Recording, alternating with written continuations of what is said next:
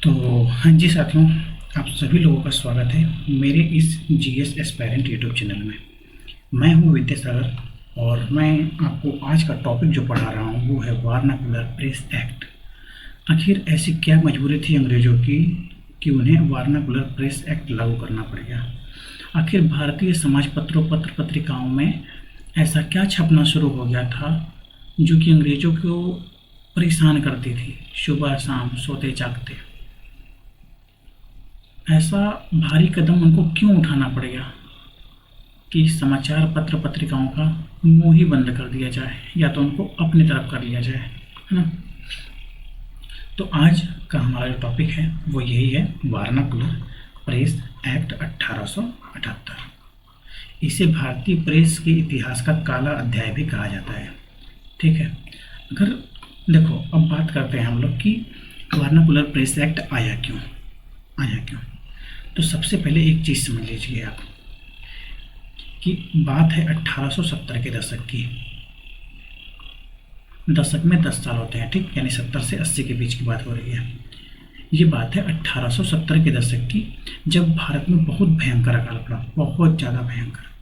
आप यूँ समझ सकते हैं कि इतना भयंकर अकाल पड़ा था कि जो ब्रिटिश इतिहासकार हैं, जो पश्चिम के इतिहासकार हैं, वो क्या बोलते हैं कि केवल 50 से 60 लाख लोग मरे थे भूख से।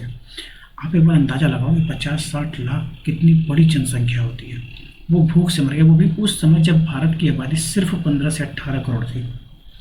अगर सिर्फ 18 करोड़ में 50-60 लाख लोग भूख से मर जा रहे हैं तो क्या ये मामूली बात है।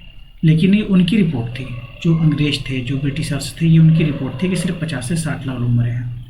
लेकिन जो हम भारतीयों की रिपोर्ट थी वो बताती थी कि नहीं, 70 लाख से 1 करोड़ के बीच में लोग मरे हैं, मतलब लगभग 1 करोड़ लोगों तक मरे हैं सिर्फ भूख से। अब देखो यहाँ क्या चल रहा था 1870 के दशक में, भयंकर अकाल।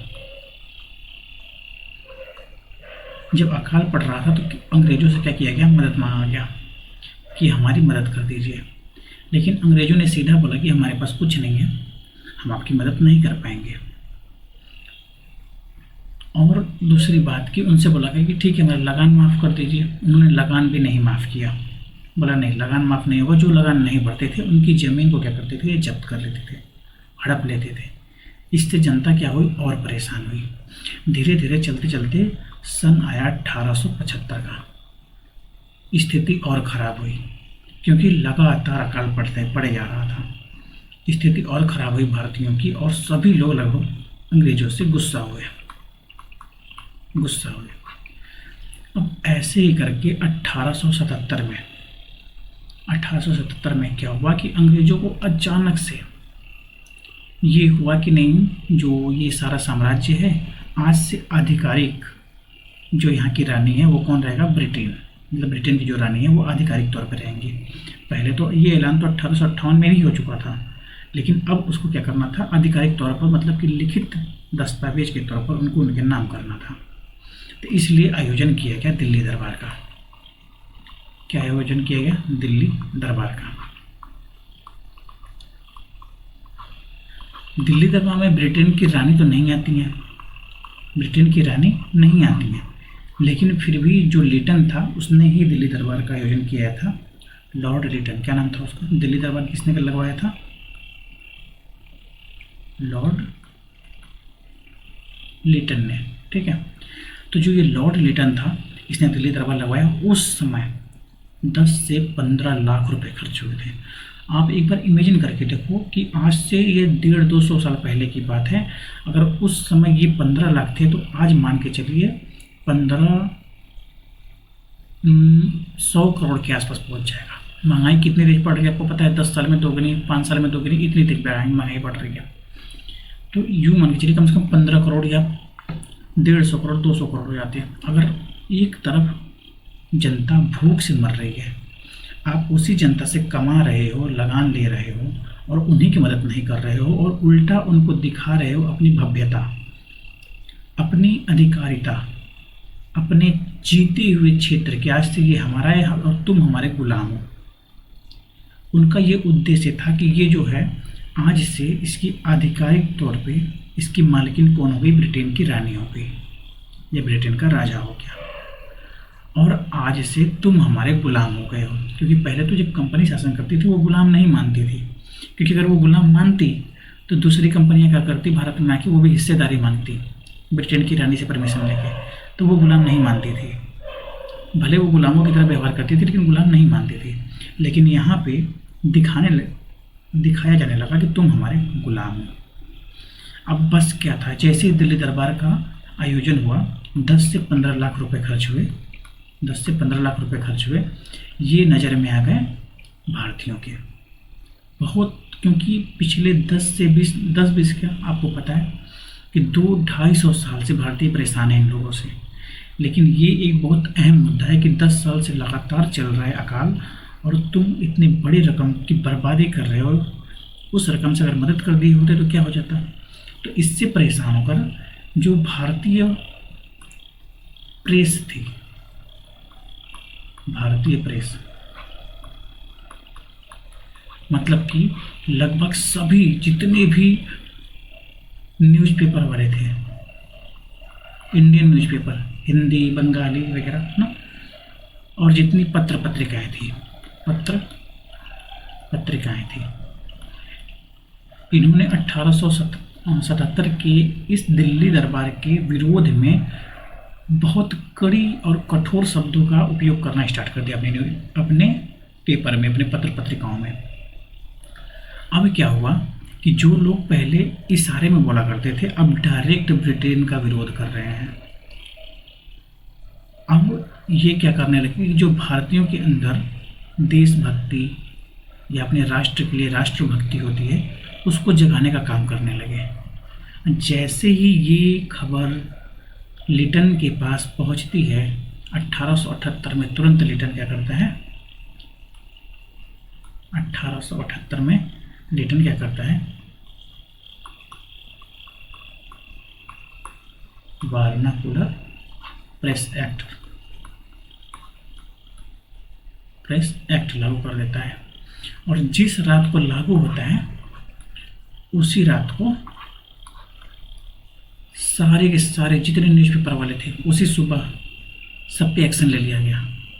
एक न्यूज़पेपर बचा था, अमृत बाजार इसलिए बचेगा क्योंकि जैसे ही ये न्यूज़ आई कि वर्नाकुलर प्रेस एक्ट लागू हो चुका है, उन्होंने जो बंगाली भाषा में अपना न्यूज़पेपर छापा करते थे तो उन्होंने क्या किया, इसको तुरंत अंग्रेजी भाषा में कन्वर्ट कर दिया। मतलब इन्होंने जो अंग्रेजों के मात्रक थे इन्होंने उसको अपना लिया कि आप जैसे जैसे कहोगे हम वैसे वैसे छापेंगे। तो ये उस समय बच गए। अब देखो अकाल में भारत की स्थिति क्या थी। ये देखो, ये जो आप न्यूज़पेपर देख रहे हो, ये जो फोटो देख रहे हो आप, इधर देखो नीचे लिखा हुआ है फेमिनिन विक्टिम मद्रास। ये मद्रास की फोटो है 1876 से 1878, ऑप्शन लंदन। अब देखो ये जो फोटो है 1876 से लेके 1878 के बीच के अकाल की फोटो है। आपको हम अगला दिखाते हैं, इधर ये देखो, ये अकाल की तस्वीर है। ऐसा लग रहा है कि इनको 2 दिन खाना न मिले तो ये भी मर ही जाएंगे, ऐसी स्थिति है। और ऐसी सिचुएशन में तुम दिल्ली दरबार लगाओगे, लाखों रुपए खर्च करोगे। खैर ये तो उस समय के लिए लाखों थे, आज के लिए अगर हम लोग देखेंगे तो करोड़ों होगा ना। तुम अगर दिल्ली दरबार लगाओगे, लाखों करोड़ों रुपए खर्च करोगे, तो जिसका वो पैसा है जिससे तुमने कमाया है उसको तो गुस्सा आएगा ना भाई। वो अपना जो दुख है, अपना जो दर्द है वो कैसे दिखाएगी आपको, विरोध करके ही तो दिखाएगी। लेकिन उस विरोध को, जनता की आवाज़ को, न्यूज़पेपर पत्र पत्रिकाओं को, सबको भयंकर तरीके से दबाया जाने लगा। ये देखो ये अकाल की तस्वीर, ये दिख रहे हैं, शरीर दिख रहा है इन लोगों का, ये महिला की शरीर दिख रही है, ये देख रहे हो। इतनी भयंकर अकाल थी।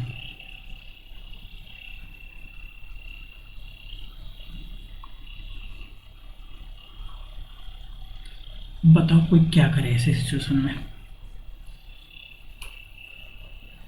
अब देखो यहाँ पे पीपीटी में क्या है, समझने वाली चीज़ तो हम लोगों ने समझ लिया।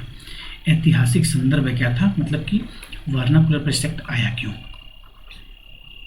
अकाल और दिल्ली दरबार 1876 से 78 का भीषण अकाल शुरू हो गया था 70 से ही, लेकिन जो भयंकर था वो 75-76 से स्टार्ट हुआ। बताया मैंने आपको 1876 से 78 का भीषण अकाल भारत में तबाही मचा रहा था।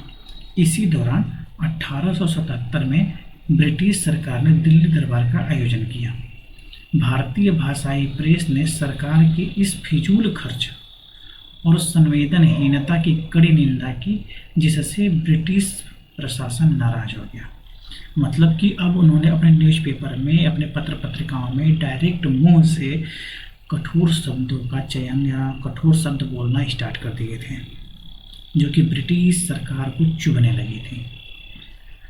प्रेस की बढ़ती शक्ति, स्थानीय अखबार जनता में ब्रिटिश विरोधी चेतना जगा रहे थे। लिटन ने इसे दबाना अनिवार्य समझा। ये देखो, ब्रिटिश विरोधी चेतना मतलब कि अपने देश के हित की बात कर रहे थे और उनके अहित की, और लिटन ने इसको क्या किया, दबाना, मतलब इस आवाज़ को दबाना ही अच्छा समझा। और ब्रिटिश कर भी क्या सकते थे, फूट डालो, राज करो, कुछ भी करो, बस हिंदुस्तानियों की आवाज़ को दबाओ, उनको आगे बढ़ने मत दो। लॉर्ड रिटन मुख्य योजनाकार, देखो इधर दमनकारी नीतियाँ कौन कौन सी थी। वायसराय लॉर्ड लिटन एक प्रतिक्रियावादी शासक था, जिसने प्रेस की स्वतंत्रता को साम्राज्य के लिए घातक माना। प्रतिक्रियावादी शासक का मतलब होता है कि जैसे ही कहीं से क्रिया हुई हम तुरंत प्रतिक्रिया करेंगे, मतलब कि कोई किसी ने विरोध किया हम उसको तुरंत दबाएंगे, है ना। कहीं से क्रिया हुई हम तुरंत प्रतिक्रिया करेंगे उसके विरोध में। तो ये क्या था, एक प्रतिक्रियावादी शासक था। इसने देखा कि प्रेस क्या कर रहा है, हम लोग का विरोध कर रहा है, जनता क्या कर रही है, विरोध कर रही है, और जनता को पावर कहाँ से मिल रहा है, पत्र पत्रिकाओं और न्यूज़पेपर से। तो इसने क्या किया, उन्हीं पर प्रतिबंध लगा दिया। उसने रातों रात इस दमनकारी कानून को पारित करवाया, देखो, ताकि स्थानीय भाषाओं में छपने वाले अखबारों का गला घोटा जा सके। क्योंकि आपको पता है कि उस टाइम पे सबको इंग्लिश नहीं आती थी। 1% या आधा % लोग ऐसे थे जिनको अंग्रेजी आती थी ठीक ठाक, नहीं तो किसी को थोड़ा भी नहीं आता था। 1% या आधा % ऐसे लोग थे जिनको अंग्रेजी आती थी। तो इसने क्या किया, जो देसी लैंग्वेज थी, स्थानीय भाषा थी, उनमें छपने वाले अखबारों को पहले टारगेट बनाया। और अमृत बाजार पत्रिका जो थी वो सबसे पहली पत्रिका थी जिसने तुरंत अपना जो लैंग्वेज है वो चेंज कर दिया। बंगाली से तुरंत क्या कर दिया, इंग्लिश कर लिया। इधर आलोचना, जो ये जो एक्ट है इसकी आलोचना क्यों की गई, ब्रिटिश साम्राज्य की नीतियों के खिलाफ उठने वाली हर आवाज़ को खामोश करना। इसकी आलोचना इसलिए होता है कि ब्रिटिश सरकार के खिलाफ जब जब कोई आवाज़ उठाता है, कभी भी जब जब कोई आवाज़ उठाता है तो ये क्या करती है, उसका दमन करती है, उसको दबाती है, उसकी आवाज़ को सुनती नहीं कि उसकी समस्या क्या है। अरे भाई हम उससे कमा रहे हैं, उससे खा रहे हैं, उससे टैक्स ले रहे हैं, उसको कुछ सुविधा भी तो दें, नहीं, वो कभी नहीं। इसकी आलोचना इसीलिए होती है कि ये क्या करती है कि अपने खिलाफ उठने वाले हर आवाज़ को खामोश कर देती है, दबा देती है। नस्लीय भेदभाव, अंग्रेजी अखबारों को छूट देकर केवल भारतीय भाषाई प्रेस को निशाना बनाना। देखो, जितने भी भारतीय भाषाई अखबार थी, न्यूज़पेपर थे, उसको ये लोग पहले निशाना बनाते थे। क्यों? क्योंकि जो मिडिल वर्ग था, एक तरीके से ना मध्य वर्गीय, वो जो थोड़ा बहुत पढ़ा लिखा था, वो मैक्सिमम अंग्रेजों के साथ ही था, मैक्सिमम टू मैक्सिमम वो अंग्रेजों के साथ था। और जिनको अंग्रेजी आती नहीं वो कौन सा अखबार पढ़ेंगे, वो पढ़ेंगे देसी लैंग्वेज का, स्थानीय भाषा का अखबार पढ़ेंगे। तो इसने क्या किया, टारगेट बनाया कि जो स्थानीय भाषा के न्यूज़पेपर हैं उन्हीं को बंद कर दिए जाए। तो इससे बचने के लिए लोग अपना उपाय निकालने लगे। बहुत सारे न्यूज़पेपर बंद कर दिए गए, बहुत लोगों का जो पैसा है वो जब्त कर लिया गया, बहुत लोगों को जो छूट दी जाती है कागज़ों पर कि हाँ न्यूज़पेपर के जो कागज़ आते हैं उस पर छूट मिलती है, सब्सिडी मिलती है, बहुत लोगों का सब्सिडी बंद कर दिया गया। अनेक प्रकार की समस्याएं सबको दी गई। न्यायिक नियंत्रण, मजिस्ट्रेट को असीमित शक्तियां देकर कानूनी प्रक्रिया को दरकिनार करना। देखो, जो इसने क्या किया कि मजिस्ट्रेट को एक तरीके से बहुत ज़्यादा शक्ति दे दी ताकि वो अपने सामने ही निर्णय कर ले, कानूनी प्रक्रिया में फंसे ही नहीं, क्योंकि कानूनी प्रक्रिया होती तो ये लोग फंस जाते अच्छे से। जो लॉर्ड लिटन है वगैरह, जो इनके छोटे अधिकारी उससे हैं, सबके सब फंस जाते हैं। तो कानूनी प्रक्रिया से बचने के लिए इसने क्या किया, जो मजिस्ट्रेट की शक्ति थी उसी को बढ़ा दिया, ताकि वो वही अपने को सुन के मामला रफा दफा करा दे। कठोर कानूनी प्रावधान, देखो बॉन्ड पेपर, ठीक है, प्रकाशकों को सरकार के विरुद्ध न लिखने का एक लिखित बॉन्ड भरना अनिवार्य था। बेसिकली एक तरीके से बोल लीजिए कॉन्ट्रैक्ट, कि भैया हम आपके खिलाफ कभी कुछ नहीं बोलेंगे। जमानत राशि, भारी सुरक्षा राशि जमा करनी होती थी जो विद्रोह की स्थिति में जब्त कर ली जाती थी। क्या ही बोल सकते हैं। मजिस्ट्रेट की शक्ति, मजिस्ट्रेट का निर्णय अंतिम था। देखो उसको इतनी शक्ति दे दी गई थी ना कि सारा मामला वही देख लेगा, वही रफा दफा करा देगा। तो इसका जो निर्णय था वो अंतिम था, इसके खिलाफ आप कोर्ट भी नहीं जा सकते थे, आप कोर्ट भी नहीं जा सकते इसके खिलाफ। देखो इसमें लिखा भी है कि इसके खिलाफ किसी उच्च न्यायालय में अपील की अनुमति नहीं थी, क्योंकि उसका जो निर्णय था वो अंतिम था बस। संपत्ति जब्ती, दोषी पाए जाने पर प्रिंटिंग मशीनरी और भवन को सरकार जब्त कर सकती थी। इधर देखो कि इसको भारतीय जो न्यूज़पेपर चलाते थे, जो पत्र पत्रिकाएं अपनी चलाते थे, उन्होंने क्या कहा, उन्होंने कहा कि ये एक गैंगिंग एक्ट है। ये क्या है, एक गैंगिंग एक्ट है, क्योंकि ये प्रेस की अभिव्यक्ति की आज़ादी का गला घोटता है। इन्होंने इसे गैंगिंग एक्ट क्यों कहा, क्योंकि ये प्रेस की अभिव्यक्ति की आज़ादी का गला घोटता है, मतलब जो प्रेस की स्वतंत्रता है उसको रोकता है। भाई अगर प्रेस ही स्वतंत्र नहीं रहेगा तो जनता के सामने साफ साफ सही सही चीज़ें कौन प्रदर्शित करेगा। सब तो अपने लाभ के लिए घड़ी घड़ी कहानियाँ सुनाएंगे, फिर सच्चाई तो कोई नहीं दिखाएगा। इसने भारतीय पत्रकारों को आत्म सेंसरशिप के लिए मजबूर किया और कई छोटे अखबार बंद होने की कगार पे आ गए। सिर्फ कगार पे नहीं आए, बहुत सारे अखबार बंद भी हुए। अमृत बाजार पत्रिका, साहसी रणनीति, ये मैंने बताया ना आपको कि जैसे इनको पता चला, इन्होंने क्या किया कि अपने जो पत्रिका का लैंग्वेज तुरंत चेंज कर दिया, इंग्लिश कर दिया तुरंत। यह अखबार विशेष रूप से लिटन के निशाने पर था। कानून के शिकंजे से बचने के लिए प्रकाशक शिशिर कुमार घोष ने अद्भुत बुद्धिमत्ता दिखाई। कानून लागू होने के मात्र एक दिन के भीतर बंगाली भाषा में छपने वाला यह अखबार रातों रात अंग्रेजी अखबार बन गया और कानून के दायरे से बाहर हो गया। इधर प्रभावित मुख्य समाचार पत्र, ये वो बड़े बड़े समाचार पत्र हैं जो प्रभावित हुए थे। छोटों का तो नाम कोई नहीं याद रखता, छोटों को सब भूल जाते हैं। ये वो बड़े पत्र जो मतलब ये वही बड़े समाचार पत्र पत्रिकाएं चलाने वाले थे जिनको जो प्रभावित हुए इस चीज़ से। सबके सब बंगाली भाषा में, पहले देख लो चारों के चारों, है ना। पहला क्या है, सोम प्रकाश, इनका तो सब जब्त कर लिया गया, लाइसेंस भी रद्द कर ली गई, भारी जुर्माना लगाया गया और जो इनकी जब्त राशि थी, जमानत राशि थी, उसको भी जब्त कर लिया गया। सब कुछ खत्म इनका। अगला है भारत मेहर, है ना, प्रकाशन सामग्री की जब्ती, मतलब कि इनका प्रिंटिंग प्रेस सब कुछ जो वहाँ की सामग्री जितनी भी होती है इसमें सब कुछ जब्त कर लिया गया। ढाका प्रकाश, देखो ढाका प्रकाश का कठोर सेंसरशिप और निगरानी, इनको निगरानी में रख दिया गया कि भैया आप जो भी छापोगे उससे पहले ना आप क्या करोगे कि हमें एक सैंपल दोगे कि हम ये छाप रहे हैं, और जो आप अगर ब्रिटिश सरकार के खिलाफ कुछ लिख रहे हैं या ब्रिटिश सरकार के लिए कुछ भी लिख रहे हैं, अच्छा चाहे बुरा, एक बार हमें दिखाएंगे कि हम ये चीज़ आपके लिए छाप रहे हैं और हम अनुमति देंगे तभी आप छापेंगे, है ना। तो ढाका प्रकाश के साथ ऐसा किया गया। फिर एक और न्यूज़पेपर था, कौन सा, सहचर। सहचर के साथ क्या, इसकी जो जमानत राशि थी वही जब्त कर ली गई। अब कोई करेगा भी क्या। देखो 1870 में अकाल स्टार्ट हुआ था, आरंभ हुआ था अभी, इसीलिए इसका विरोध कम था, इन लोगों का विरोध कम था। और जो राष्ट्रवादी चेतना थी वो भी कम थी, क्योंकि वो तब बढ़ती है जब इंसान और परेशान होता है। 1878 एक्ट के बाद असंतोष मध्यम स्तर पर आया और 1885 में कांग्रेस की स्थापना तक उच्चतम स्तर आया कि परेशान होकर इन लोगों को एक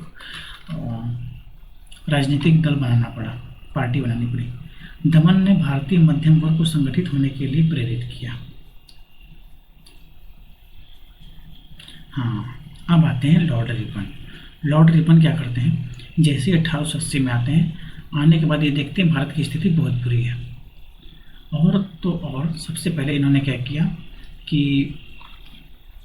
1882 में आकर ये जो वर्नाकुलर प्रेस एक्ट है इसको पूरी तरीके से रद्द कर दिया और 82-83 में चले भी गए। फिर इसके बाद जो कांग्रेस की स्थापना ए.ओ. ह्यूम ने की थी, दरअसल ह्यूम एक समझ लो कि चेस के प्यादा थे। जो कांग्रेस की स्थापना करवाया था वो रिपन ही थे, और इन्होंने कैसे करवाया था इस पर हम लोग अगली वीडियो में बात करेंगे कि एक लंबी कहानी है, 10-15 मिनट की कहानी है। अब चलो इसमें क्या है, महत्वपूर्ण घटनाक्रम। इसके महत्वपूर्ण घटनाक्रम क्या था जिसमें हम लोगों ने चर्चा किया। पहला था दिल्ली दरबार के आयोजन और अकाल की अनदेखी। ठीक, देखो दिल्ली दरबार का आयोजन और अकाल की अनदेखी, ये महत्वपूर्ण घटना थी। दूसरा क्या था, वर्नाकुलर प्रेस एक्ट का लागू होना, ये भी हमने देख लिया। रिपन द्वारा कानून का उन्मूलन, मतलब कानून को रद्द कर देना, ये भी देख लिया। बचा क्या, चलो भाई कुछ नहीं है। उम्मीद करते हैं कि आपको ये वर्नाकुलर प्रेस एक्ट आपको समझ में आया होगा और अच्छे से समझ में आया होगा। जो भी चीज़ आपको नहीं समझ में आई होगी या फिर जो भी पॉइंट मुझसे गलती से बोल गया होगा या फिर मुंह से निकल गया होगा उसके लिए सॉरी। और जहाँ पे कोई डाउट आप कमेंट करो, हम उस कमेंट को उठाकर शॉर्ट वीडियो बना देंगे आपके लिए और आपका ये डाउट क्लियर हो जाएगा। ठीक है, हम आशा करते हैं कि आपको ये वीडियो बहुत अच्छी लगी होगी। तो इस चैनल को सब्सक्राइब कर लीजिए और किसी को शेयर कर दीजिए ताकि हमारा ये चैनल थोड़ा सा ग्रो हो सके, क्योंकि अभी हमें आपके सपोर्ट की ज़रूरत है। अभी ये चैनल स्टार्ट हुआ है तो आप ही लोग इस चैनल के उद्धारक बनिए। ठीक है, चलिए thank you so much. Channel को सब्सक्राइब करके एक लाइक और एक प्यारा सा कमेंट कर देना पॉजिटिव, ताकि हम भी मोटिवेट होते रहें। Thank you so much.